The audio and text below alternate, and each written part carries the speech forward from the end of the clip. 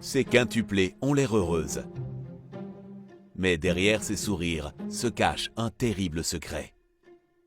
Dès l'instant où elles sont nées, les sœurs Dionne ont été sur toutes les lèvres. Le 28 mai 1934, la Canadienne Elzire Dionne met au monde 5 filles. Émilie, Yvonne, Cécile, Annette et Marie. Un cas rare, les premières quintuplées au monde à survivre après l'accouchement. Très vite, elles deviennent les fillettes les plus célèbres du pays. Le docteur Alan Dafoe a supervisé l'accouchement pour que tout se passe bien. Grâce aux voisins qui ont apporté des couettes pour garder les bébés au chaud, les quintuplés ont survécu. Malheureusement pour la famille Dionne, le bonheur fut de courte durée. L'arrivée des bébés miraculés fait le tour du pays. De nombreuses personnes des environs veulent les voir de leurs propres yeux. Et très vite, des agents comprennent qu'ils peuvent faire fortune sur le dos des quintuplés. Les premiers à faire une proposition aux Dionne sont les dirigeants de l'exposition universelle de Chicago, qui veulent montrer les quintuplés au monde.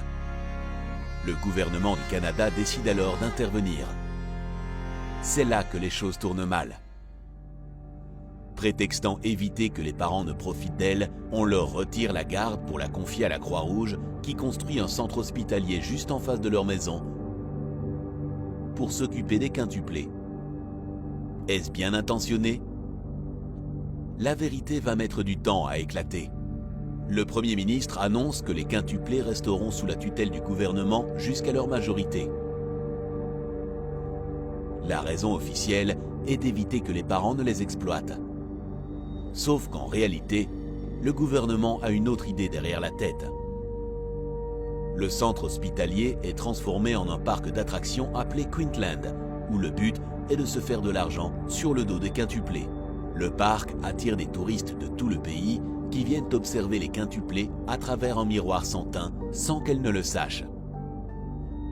Ils les voient jouer, étudier ou manger sous la surveillance des soigneurs, comme s'ils regardaient des animaux dans un zoo. Pendant 9 ans, les quintuplés restent enfermés dans le centre sans autres amis et sans rien savoir de la réalité du monde extérieur.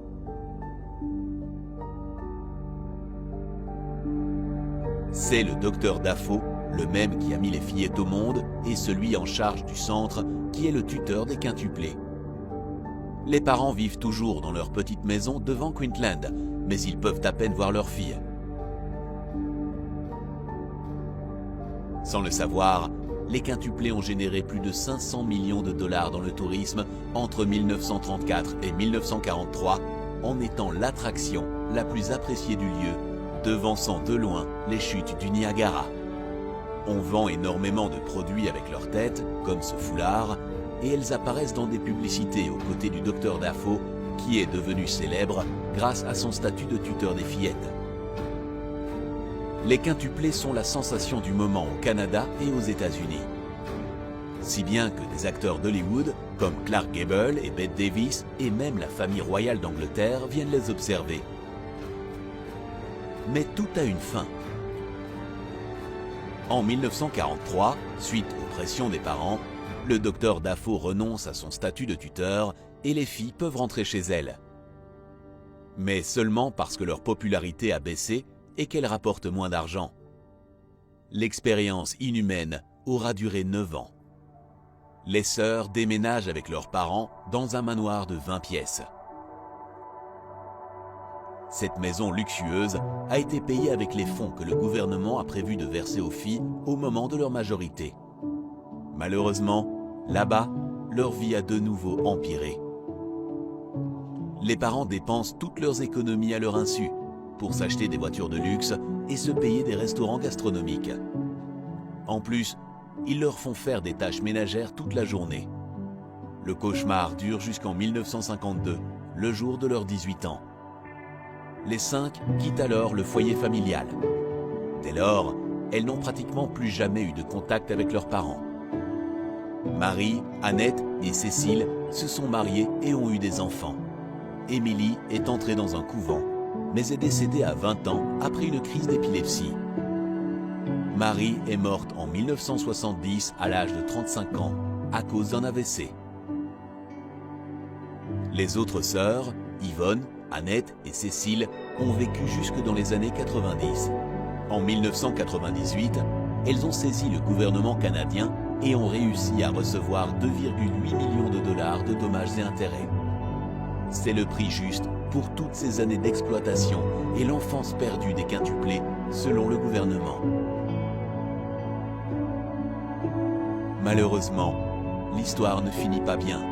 En 2001, Yvonne est morte à l'âge de 67 ans. En 2006, le fils de Cécile lui a volé tout son argent. Aujourd'hui, elle vit dans une maison de retraite pour les plus démunis, subventionnée par le gouvernement. Au moins, Annette, l'autre survivante des quintuplés, va la voir de temps en temps.